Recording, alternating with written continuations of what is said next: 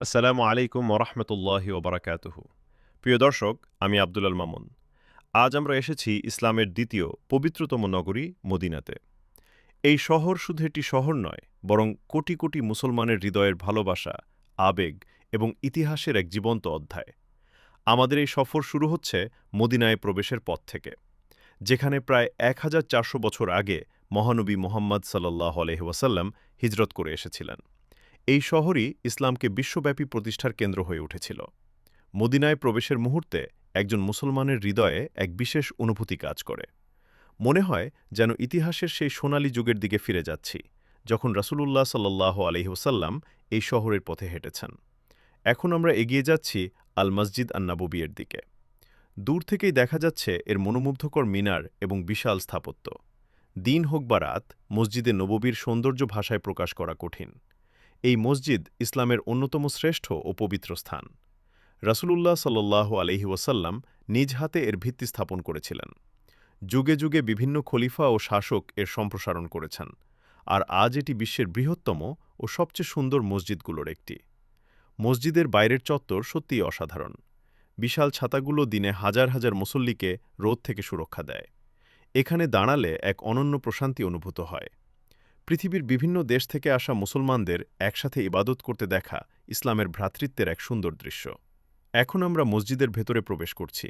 ভেতরের নকশা, কারুকাজ, ঝাড়বাতি এবং আধ্যাত্মিক পরিবেশ মনকে মুগ্ধ করে। প্রতিটি কোণ যেন ইতিহাসের কথা বলে। এই পবিত্র স্থানে দাঁড়িয়ে মানুষ দুনিয়ার ব্যস্ততা ভুলে যায় এবং আল্লাহর দিকে মনোনিবেশ করে।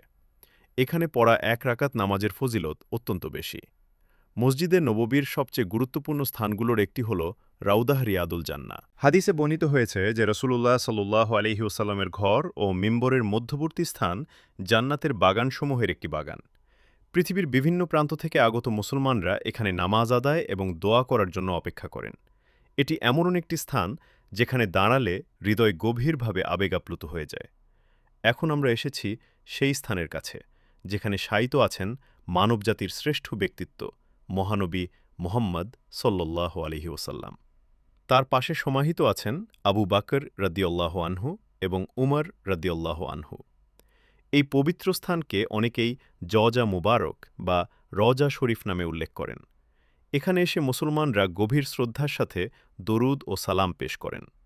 প্রিয় নবী সাল্লাল্লাহু আলাইহি ওয়াসাল্লামের জীবনের ত্যাগ, দয়া, ন্যায়বিচার এবং মানবতার শিক্ষা স্মরণ করলে হৃদয় ভরে যায় কৃতজ্ঞতায়। তার মাধ্যমে আল্লাহ আমাদের কাছে ইসলামের আলো পৌঁছে দিয়েছেন। এখন আমরা যাচ্ছি আল বাকি সিমেট্রির দিকে, যা সাধারণভাবে জান্নাতুল বাকি নামে পরিচিত। এটি ইসলামের ইতিহাসের অন্যতম গুরুত্বপূর্ণ কবরস্থান। এখানে রাসূলুল্লাহ সাল্লাল্লাহু আলাইহি ওয়াসাল্লামের পরিবারের সদস্য, বহু সাহাবী এবং অসংখ্য মহান ব্যক্তিত্ব সমাহিত আছেন। জান্নাতুল বাকি আমাদের স্মরণ করিয়ে দেয় যে দুনিয়ার জীবন ক্ষণস্থায়ী এবং আখিরাতই চিরস্থায়ী। এখানকার পরিবেশ মানুষকে বিনয়ী করে তোলে এবং মৃত্যুর বাস্তবতা উপলব্ধি করতে সাহায্য করে। মদিনা এমন একটি শহর যেখানে প্রতিটি রাস্তা, প্রতিটি প্রান্ত এবং প্রতিটি স্থানের সাথে জড়িয়ে আছে ইসলামের ইতিহাস। এখানে আসলে শুধু একটি শহর দেখা হয় না, বরং অনুভব করা যায় নবীজির যুগের স্মৃতি। এই শহরে রয়েছে শান্তি, ভালোবাসা এবং আধ্যাত্মিক প্রশান্তি। তাই যারা একবার মদিনায় আসেন, তাদের হৃদয়ে এই শহরের জন্য বিশেষ ভালোবাসা জন্ম নেয়। প্রিয় দর্শক, আমাদের আজকের এই জিয়ারত সফর এখানেই শেষ করছি।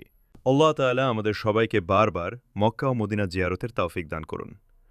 রাসূলুল্লাহ সাল্লাল্লাহু আলাইহি ওয়াসাল্লামের সুন্নাহ অনুযায়ী জীবন পরিচালনার তৌফিক দান করুন। আমিন। ভিডিওটি ভালো লাগলে লাইক, কমেন্ট ও শেয়ার করতে ভুলবেন না এবং চ্যানেলটি সাবস্ক্রাইব করে পাশে থাকুন।